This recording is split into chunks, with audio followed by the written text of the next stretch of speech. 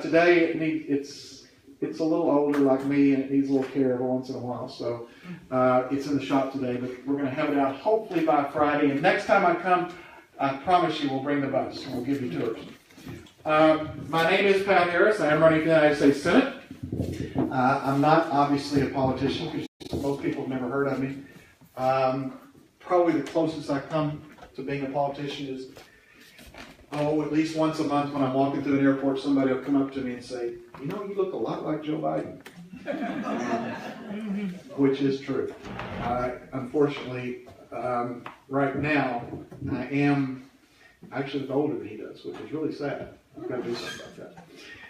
I will answer basically 4 questions to give you an idea of who I am, and so 4 major questions. And then I'd just like to kind of open it up and talk, because I find it's much better if you guys want to talk to me about what you're interested in. I'd rather talk about that than go off on a campaign speech. So let me tell you a few things about me. The first question people ask is, first of all, the obvious one: why are you running?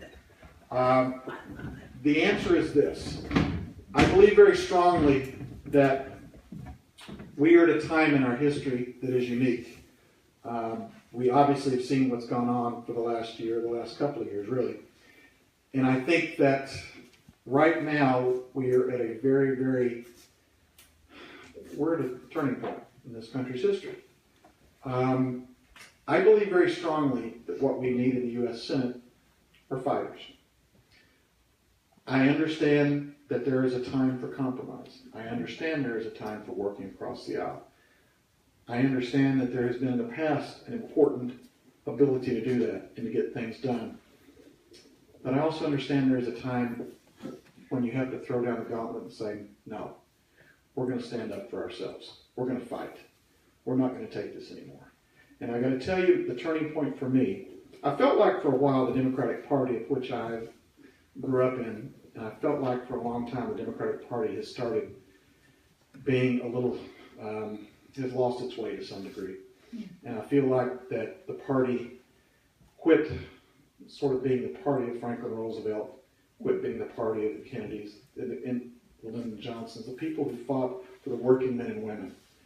And I felt like that we stopped fighting for those people and started sort of being more interested in becoming Republican light. And that bothered me for a while. It bothered me for a number of years. But the turning point for me was when President Obama nominated Merrick Garland for the Supreme Court. That should have been an issue. That was a constitutional crisis. It was. That should have been an issue the Democrats should have burned down the Capitol over. I mean, we should have never let that happen. There were ways to stop that. There were ways to prevent it. There were ways that we could have, the senators, from the Democratic senators, could have forced that nomination, and I'd be happy to talk about how, could have forced that nomination at least to be voted on and forced the Republicans to go on record. And they chose not to do it. I understand part of the reason was because there was this feeling, well, Hillary's going to get elected, we'll get a Democratic nominee and a Supreme Court justice. That's not the way to look at it. No. When we finished with Merrick Garland, when we allowed that to happen, that basically told the Republicans they can run over us on anything. And the Democrats are not going to stand up. That was the turning point for me. At that point, I decided, you know, this is what I've been doing my entire life. I've been fighting. Which brings me to question 2, who are you?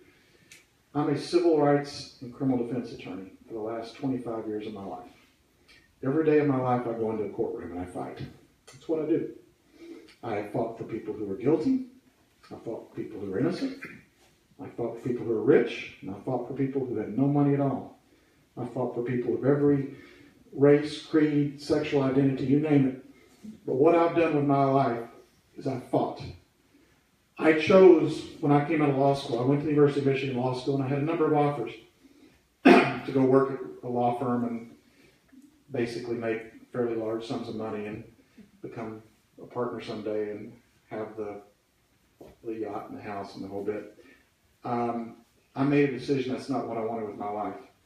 I turned those down and I went to work in a public defender's office in Nashville, Tennessee, because that's what I wanted to do. I wanted to fight for people that didn't have a voice. for people who are voiceless. I wanted to give them a voice, and that's what I believe we need now. I haven't been afraid to fight anybody. I've taken on some of the largest corporations in the world. I took on Pfizer, took on Wells Fargo, took on Bank of America. I took on the Catholic Church over the sexual abuse of young children, in a case not too far up the road here, actually. I took on Kenneth Starr. Some of you may remember him for 6 years. Yes, that was a wonderful, wonderful situation. I haven't been afraid to fight. And that's what I think we need right now. Again, I tell people, they say, well, Senator Feinstein's had an illustrious career, and she's done some good things, which I certainly don't disagree with. There are issues I do disagree with her on, but overall, I do agree with some of the stuff. But she has stated on numerous occasions that we need people who are willing to be able to work within Congress and work across the aisle, to compromise. She said the last thing in the world we need right now in the U.S. Senate is a rabble-rouser. Well, I disagree. I think that's exactly what we need. I think we need rabble-rousers right now. I think we need people who will stand up. Because she also said at a town meeting, she stated, well, what do you think exactly one senator can do? Well, I look at Senator Elizabeth Warren and what she's done for income inequality and fighting Wall Street. And I look at what Senator Sanders has done for putting health care and Medicare for all out there. One senator driven and willing to fight can do a lot. And that's what I want to be. And that's who I am. That answers two questions. The third question is, well, exactly what are you fighting for? We call the campaign A Voice for a New America. Because what I feel like as we've gone across the state, what I've heard over and over is people don't feel like they have a voice anymore. People feel like the only way you get a voice is if you work for Pfizer or Wells Fargo or somebody willing to make corporate contributions. So it's a feeling of helplessness. All of us feel it. That Washington doesn't really listen to us. So for many people, the attitude is, well, I'm not even going to vote. Why am I going to do anything? It's not going to make any difference. Same people are going to do the same things. My voice isn't going to be heard. I want to do this differently. I spend almost 90% of my time on the road in places like Tuolumne County, Butte County, up in Eureka, and places all over down in the deserts, because this is where people haven't been listened to. Places like here, because frankly, I mean, I live outside of Los Angeles, but people in LA, they sort of just, it's in a bubble, and they just talk to each other, and they don't understand what's going out in the rest of the state. They don't understand, it's funny, people make fun of these movements to divide the state, and to secede from the state. People in LA think that's funny. You go out in the state, you understand why people are talking about it. You hear and you see why people talk about it, because they don't feel like they have a voice. They don't feel like it. And it's important that we start electing people who do listen. I tell the story that the night that Senator Feinstein announced that she was going to run for re-election, she held a fundraiser in Beverly Hills, and it was at a billionaire's home. And they actually had the press there, and the press had, they were kind of showing, standing around the swimming pool, sipping champagne, which I thought was a terrible optic for the Democratic Party. But this is the first thing you do. Instead of going somewhere and talking to real working men and women about the problems, this is what we're doing. We're going to Beverly Hills and raising money. That same night, I was actually in the town of Sonora, and we were at a dive bar. I won't explain why we were at a dive bar, but if you ask me later, I'll explain that story. But we were actually talking to people, mostly Republicans, who were coming up to us and saying, why is it you're for this? Why don't you do this? Why don't you do that? And you realize we got to listen to these people because, after you talk to them and you tell them, look, we have common interests here. We have a lot of things in common. It's the Democratic Party that is the party of working men and women, always has been, but we have to re-identify that. Because today, if you walk down the street, 1970s, and you stopped anybody and you said, who's the party of the working man? every single person say, oh, that's the Democratic Party. Go down the street now and ask people. They'll sit you and go, nobody. Neither party. We have to get back to being the party of working men and women. That's who we are. And unfortunately, we've gotten away from that. And I tell people also, look, we have a lot of issues. There are a lot of things that we have to talk about, and things that are important. And we come to these meetings, and I'll do the question and answer here in a minute, and we'll talk about a lot of different issues. But let's don't get away from one thing. When we talk about gun control, abortion, criminal justice reform, all these issues, when you go home tonight and you're driving down the freeway, you're driving down the road, you look to your left and you look to your right, those cars. Those people are not sitting there driving worried about gun control or worried about abortion. They're worried if they're going to have to take a third job. They're worried if they're going to be able to make their mortgage payment and make their rent. They're worried about health care and whether or not they can actually, if they have one, sorry, that's my dog calls. You better take that. I know. He gets very angry when dinner's not there. They're worried about these kind of issues. That's what we have to get back to talking about, and how we're going to take care of them. How we're going to really affect people's lives. I understand the issue, for example, of abortion affects people's lives in many ways and many times. I understand that.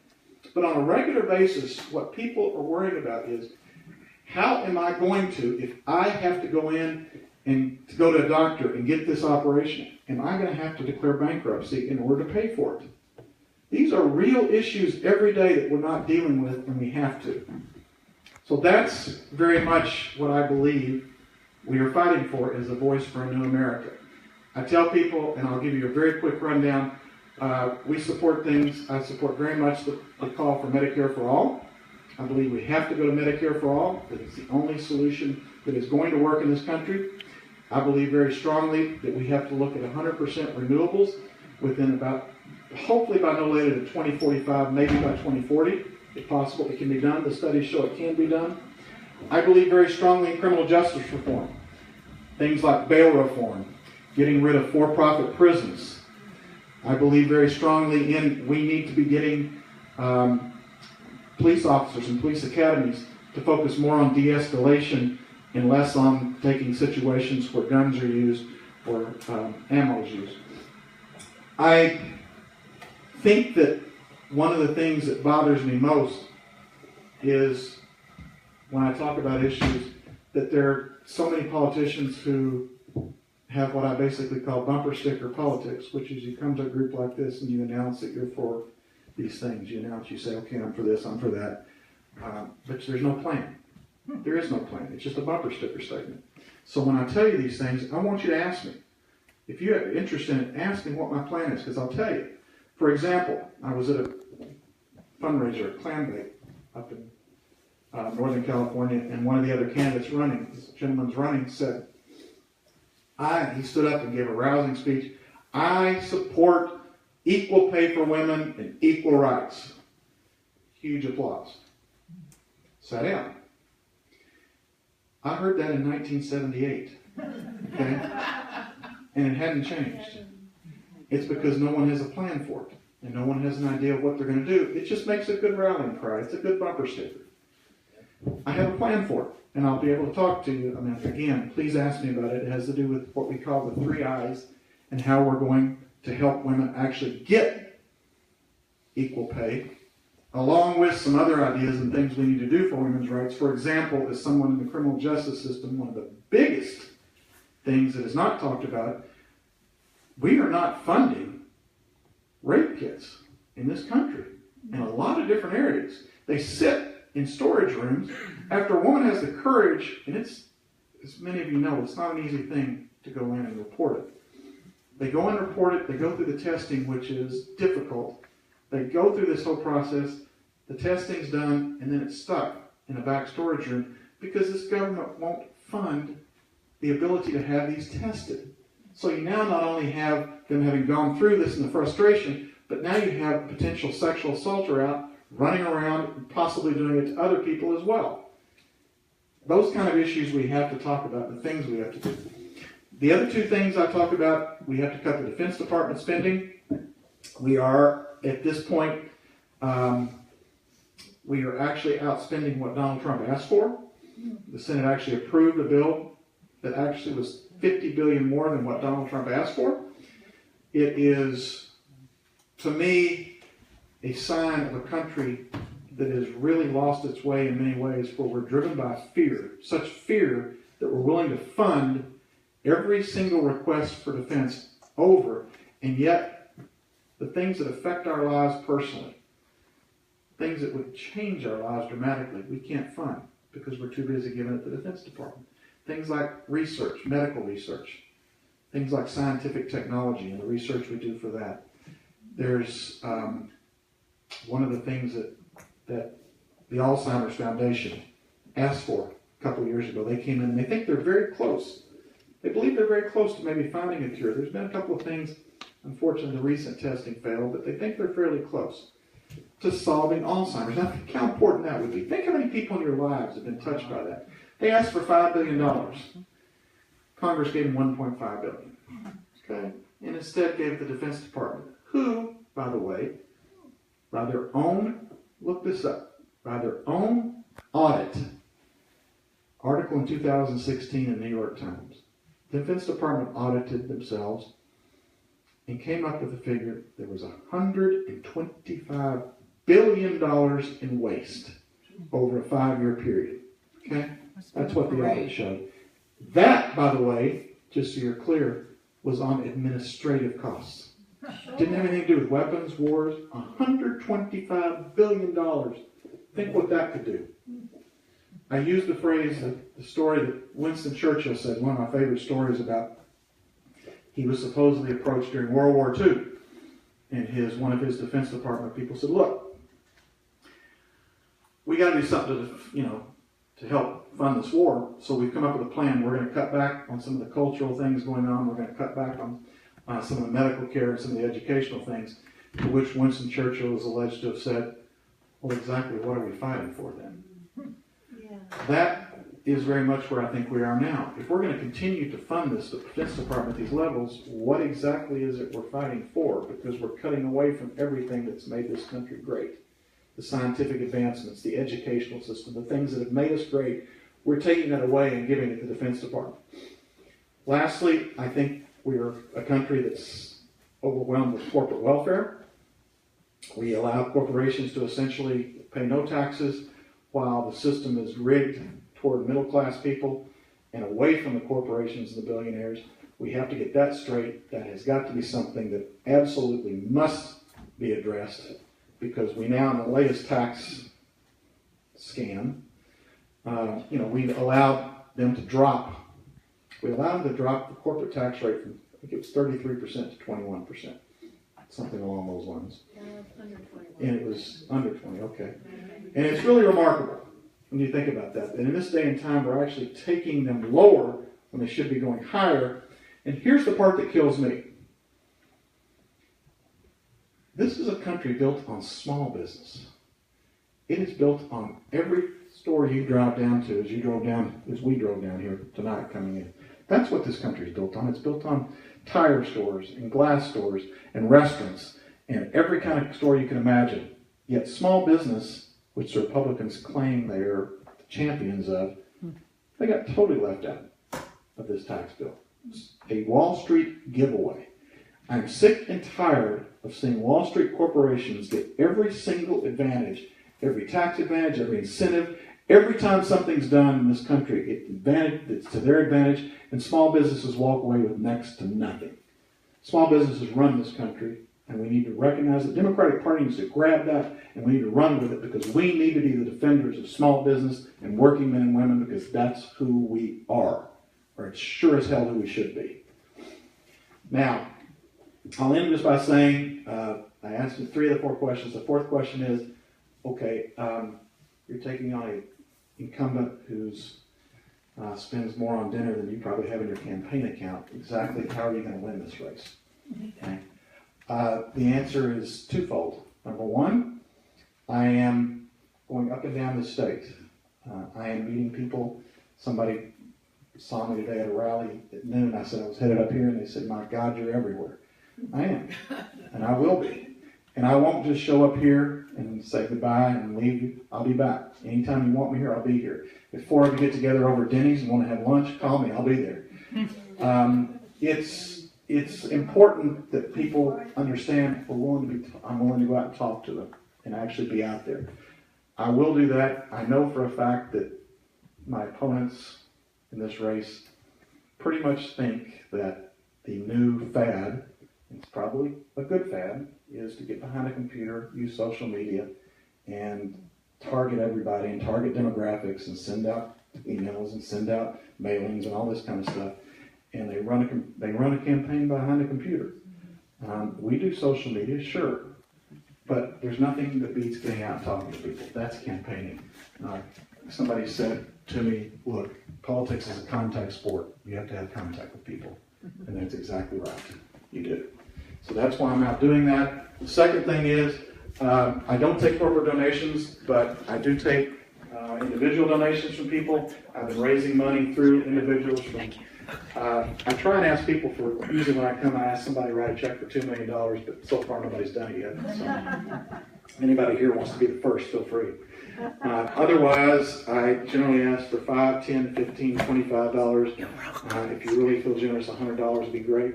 I ask people for individual donations so we can take on this task. And we are doing it. And I've started fundraising just recently, in the last month or so, and we're already starting to see the effects of it. I do believe we'll be able to do it. And I do believe we'll be able to eventually get to the point where we can, I'll never be able to outraise her, but I'll be able to compete. And that's, if I can compete, I'll beat her. I promise you that. I will. Like I said, people thought, I did a trial against the Catholic Church where a gentleman actually beat up a priest who had abused him 40 years earlier. And everybody said, "You can't win that." He did it. We walked up, he got on the stand, we did a full trial. He said, "Yeah, I did it." We won anyway. Okay? I know how to win this race, and I will win it. But I got to have your help. And I need people to support us. So hopefully you will. Hopefully you like what you hear. If you don't like what you hear, if you do like what you hear, tell people. If you don't like what you hear, don't tell anybody. Okay? Just be quiet. I hope you will, though. I hope you support. We've got some time for questions. Please feel free to ask about anything. There are still issues, obviously, especially local issues I'm learning about. If I don't know the answer, I'll tell you I don't know the answer, but I'm a lawyer and I'll usually talk about it anyway. Yes? What's your stance on DACA and what the lack of support from the Democratic Party? Well, I think you hit on it. It's exactly what I talked about at the beginning. This is an issue that enjoys, if you look at the overall DACA program, it enjoys 80% favorable rating, sometimes even higher depending on the poll you look at. If you look at those who believe not only that the program should be reinstated or continued, that's about that amount. If you go beyond that to people who actually believe DACA, the people in the DACA program should have a path to citizenship, you still end up at about 60 to 65%. Okay? So here you've got a program, and you don't get many of these in this country, as split as we are. Here you have a program that is pretty much, at least 2 out of 3 people agree that we ought to give these people not only continue the program, but then allow them a path to citizenship. Yet the Democratic Party doesn't think that that's something we ought to stand for.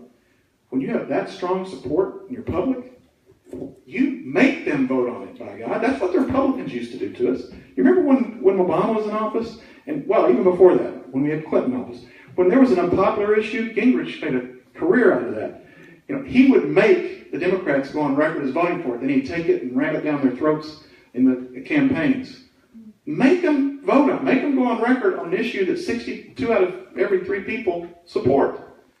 But yet, like I said, we back off of that. We don't do it. But I support very much the DACA program. I believe very strongly that not only should the program be reinstated, but they should be provided a path to citizenship. And I believe that people misunderstand that. When they hear that, sometimes they think, "Oh, you're for just letting them." Well, amnesty, anything, is essentially any path to citizenship requires people to go through a process to be vetted.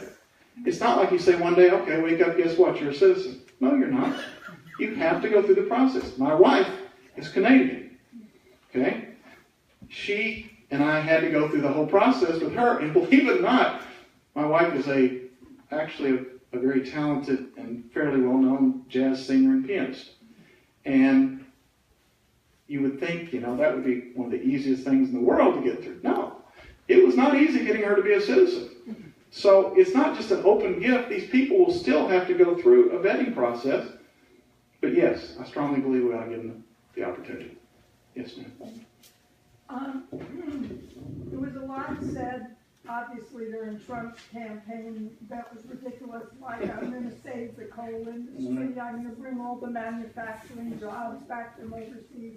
But the fact is that in the next 10 or 20 years, we really face a workers' crisis because of artificial intelligence, robotics, automation. What would you propose for either training or transferring people into lines of work that they can have some prospects in future years? That's a terrific question, and you have to start with the premise that, for example, co-workers, a number of them who were put out of their jobs were then offered the chance to go work in computer industry jobs and essentially turned it down. The reason was fairly simple, and this is what we have to recognize. The coal jobs were paying $30 an hour. Computer job was paying $10 to $12 an hour. And they looked at it and thought, why in the world am I going to go do that? I'll try to go back in the coal industry and get what I was making. Step one, you've hit the nail on the head. We have to first recognize the problem, and the problem's coming. Robotics, AI, you're talking about things where, we're talking about a nation that may very well in 20 years, the truck driving profession may be non-existent. They go the way of Blockbuster Video. Okay? It could very well be. We have to start by recognizing the problem first and start acting on it now, because what you're going to find is going to happen is, we're going to wake up 20 years from now and go, what the heck? It's crazy. Now, we have to in turn recognize, and some of the leading experts on things like AI say, there will be jobs. Okay? There will be jobs. There'll be different type of jobs. There'll be things that today we may not recognize. But not only, this is the bright light here, not only will there be jobs, but you're possibly going to be able to work for a company in, San Francisco while you're sitting in Dearborn, Michigan. Okay? We're going to be able to allow people to work sometimes out of their homes, offices, things in remote locations, but we've got to start understanding the problem and training them now and recognize AI and robotics and those type of things are coming, and we better start giving people programs. And I propose, this is part of what my proposal is, I propose that if we're going to take people out of jobs or if they're unemployed and we're going to start training them, we need to give them 6 months basic income to allow them to survive so that while they're going through the training, they're not, because that's the other huge problem. While people are being trained, they can't survive and they quit and go off.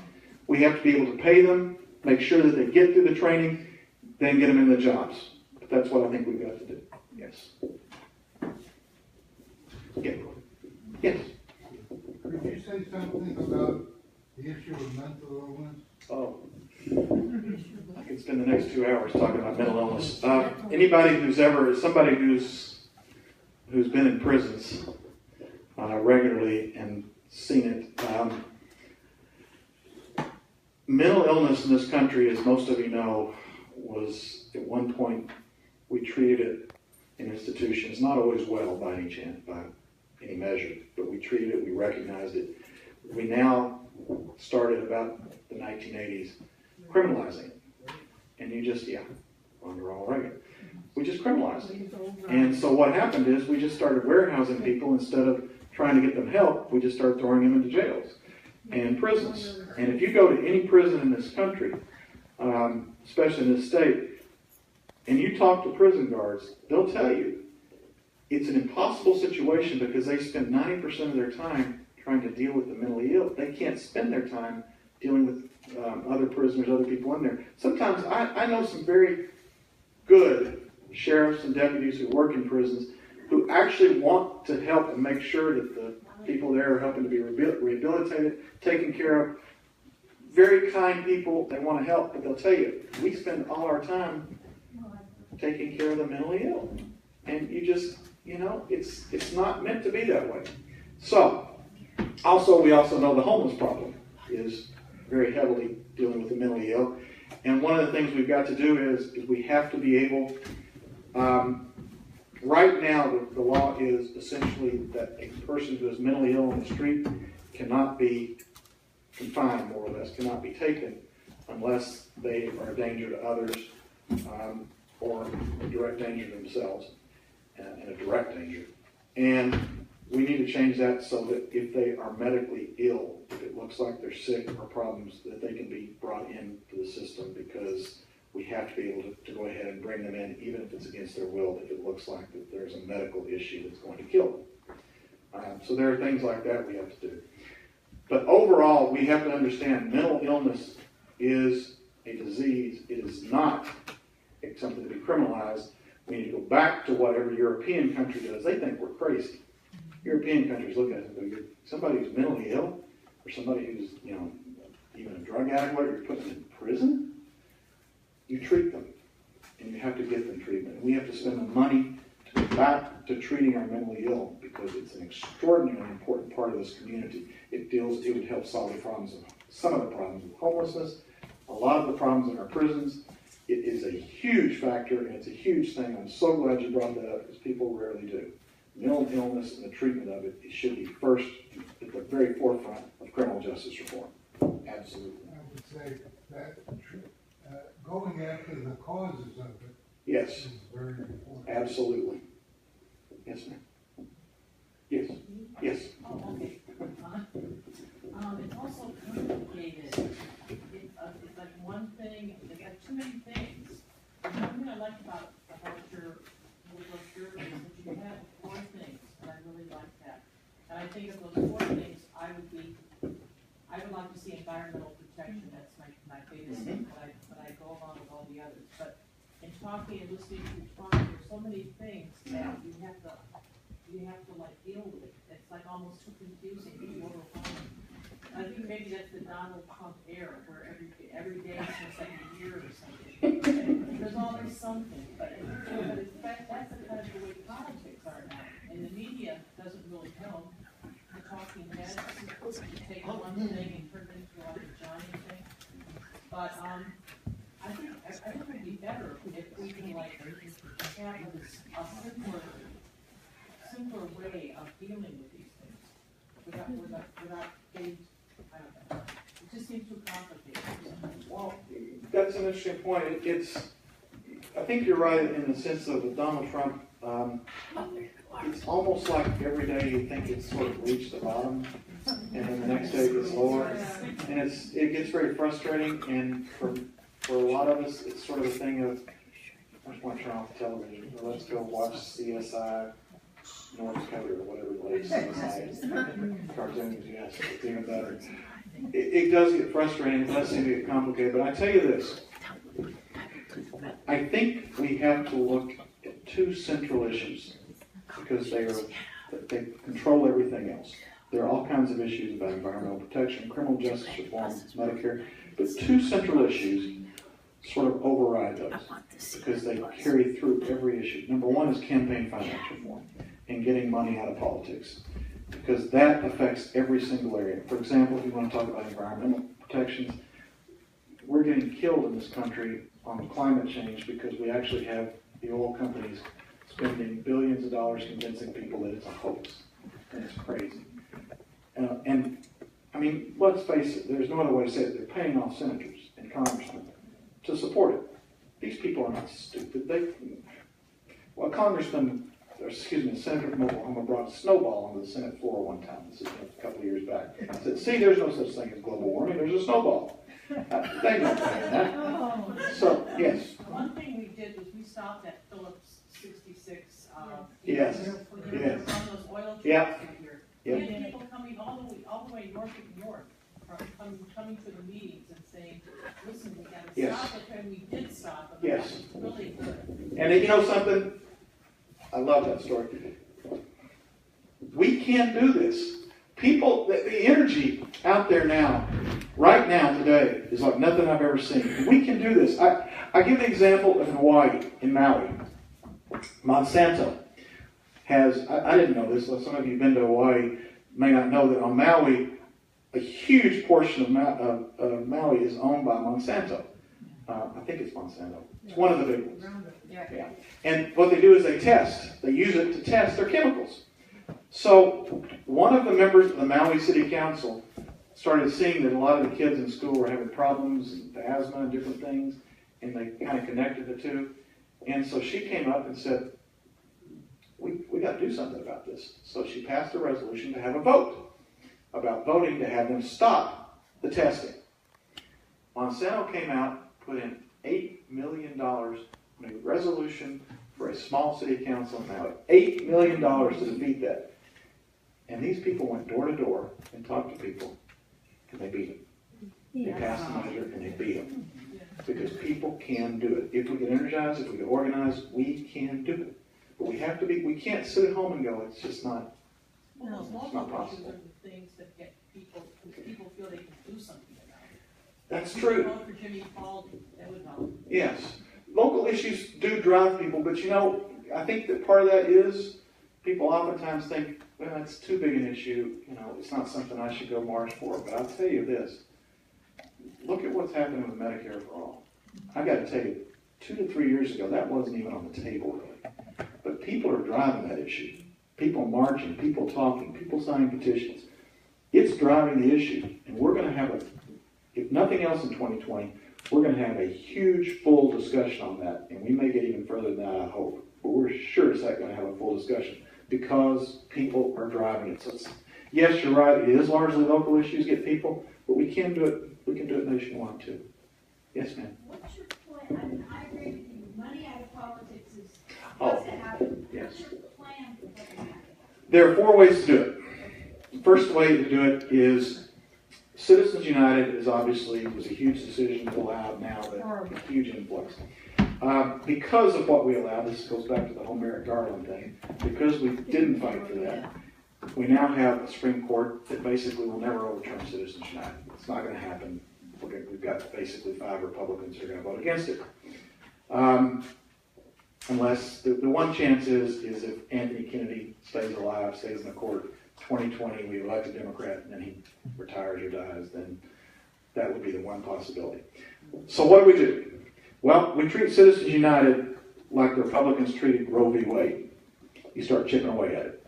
Every year you start introducing measures that chip further and further and further and further away from it, so that, for example, with abortion, there are now entire states, Mississippi and huge parts of Texas and parts of Alabama, you can't even get an abortion. I mean, it's, for all intents and purposes, it's been outlawed because they chipped away at it. That's the first thing you do. You chip away at Citizens United. Second thing you do, the attempt at a constitutional amendment needs to be done.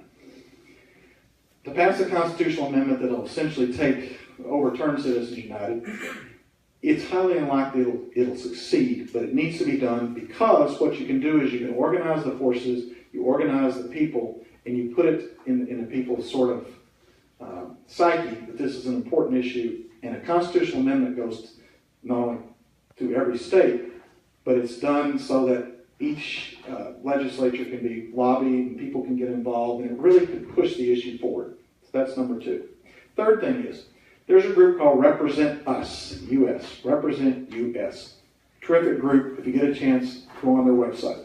They're what I think is the biggest solution to the problem they offer, which is we're going to solve this, not today, tomorrow, or 5 years from now, but we're going to solve it 10, 15, 20 years down the road by the ballot, by ballot measures in states, starting with local elections, starting with things as little as school board, and working your way up where you take money or you limit money. They have 2 constitutional lawyers, including a guy that I know who's a Harvard professor in constitutional law, who have vet these different ballot measures, and they're having success in places like South Dakota, Missouri, Massachusetts. You start at the ballot level, and work your way up until you push it, and you're able to push it all the way where you get people elected who are going to be supportive of it. That, I think, is the long-term solution, or the solution we can be working on now. Fourth thing is public financing.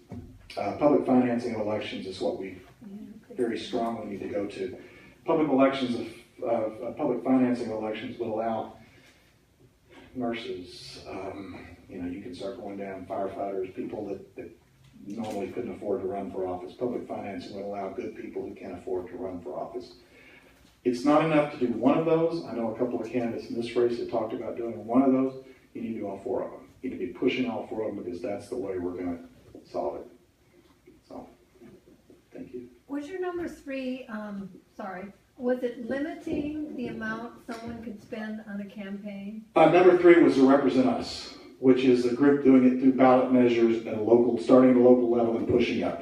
Okay. So kind of a bottom-up procedure. What kind of ballot measures? What they do is, it's interesting. If you look at their website, they have this thing called the anti-corruption plan. And the anti-corruption plan has a series of ways to attack the financing of elections. So they will take, depending on the area, say if you're in Missouri, and depending on what the local laws are for financing, let's say an assembly race in Missouri, they will go in and with the help of these lawyers, they will write ballot measures that basically use the measure that they have or the rules they have to limit how much an assembly member can be paid or can get their contribution. So they do it that way. So then, for example, let's say in an assembly race in Missouri, the person who's willing to sign the Anti-Corruption Act, he or she gets elected to office. They move up from assembly, maybe the state senate, they may move up to governor, maybe they run for Congress or senate, but they move upward as the anti-corruption candidate. And that's how Represent Us has it. Let's start low, let's build people up, let's build sort of toward the top until we have people who will support overturning the entire system. I think it's a long-term solution, but it's been proven to work. It's being proven to work right now, so. Yes? I wonder if you have any ideas on legal defense fund, those who contribute,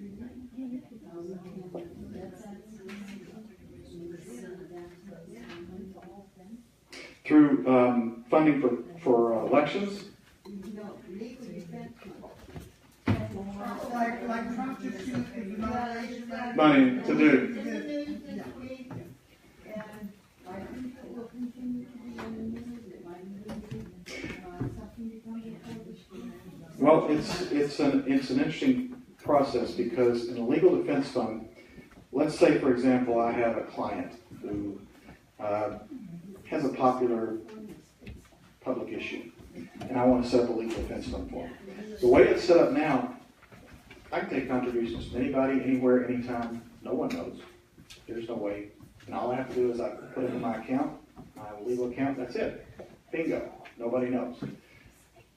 On the flip side of that is, if you are running, for example, something in a public campaign, along those lines, there are rules as to transparency and what you have to actually list.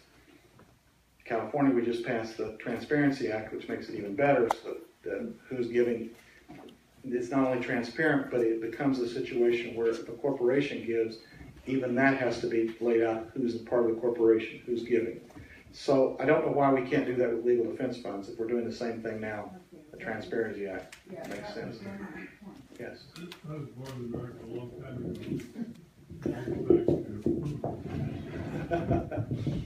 And I have two concerns. My ideal candidate would be someone who had a lot of experience in government, from the bottom level to the top. When I lived in Washington, they had a rotation of academics to Washington back to academia. True. Number two, that I've seen people like you time and time again, who's clean and honest and feeling. They got to Washington and found out they make money to get reelected. They spend half their time looking for money. I can answer the second question first, if I may. I already announced that I worked on the Hill myself. I actually worked there for 3 years. I saw exactly what you're talking about, which is the congressman, essentially, they have, as you may know, they have a building they go to. They spend anywhere from 40 to 60% of their day raising money, not only for themselves, but for others. I announced the first day I ran, I'm going to run for one term and one term only. I will not seek re-election because, number one, I'm not going to play that game. I'm not going to raise funds. I'm not going to be spending my time as a senator raising funds for a re-election, period. Secondly, I think it's important, I am about to turn 60, I think it's important For me, I want to see what I believe in, and I told you why I'm running. I want to see that pushed. I want to be the person who begins the push toward what I think this country can be and what I think we should be doing. But there are other people who are younger, who are coming up, who I want to see take that mantle. Men and women, color, people who are younger. I think it's important that I help start the process, but I don't think this is going to be my life. It doesn't need to be my life. I've got other things in my life I want to do. I want to go in there, I want to fight, I want to see what I can do to make change, and then I want to turn it over. But I'll never raise a penny because I'm not going to run for re-election because exactly what you're talking about, I've seen it up close. Yes? As a Hispanic, I'm concerned about, but I know all of Hispanics say, Mhm. and I try to change their mind, but sometimes I don't think I get through them. And that's the fact that they don't feel their vote makes a difference. Mm-hmm. We're supposed to, it's sad to me because we're supposed to be the party of inclusiveness Yes. That's true. and welcoming everyone. So I want to know what your plan is, what you're doing, since you're a plan guy, what you're doing to reach out and to take all that Hispanic vote so that we'll put you over and get you in office. What are you doing to reach out to the Hispanics? Make them feel like they belong to the party, this is their party, the working class party like that, the party that's for,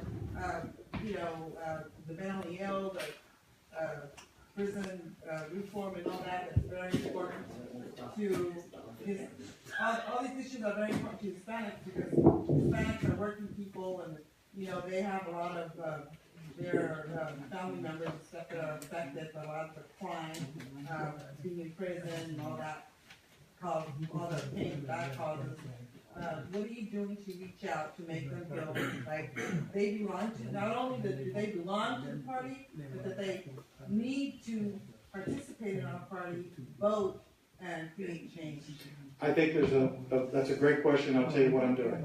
I think that for both the Hispanic and the African American community, there is a commonality.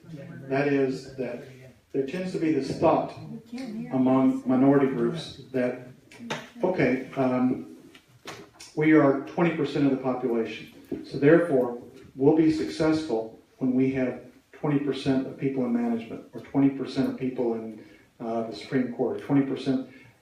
That leaves 80% behind. It leaves 80% of people not getting advanced and not going forward. I think what you see too often, especially, and I have to go back to Los Angeles and to some degree San Francisco as well. I think what you see are people who are in the power in Hispanic, Latino groups. I think what you see from them is they're comfortable and they feel like, well, they've got power and they're working.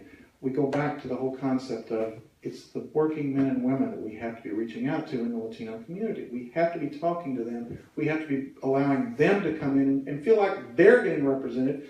Because if you look at it and think, if you're comfortable with the fact that, look, hey, we got 20%, or we just got a Hispanic woman put on the Supreme Court. That's great. We won. Or we celebrate. No.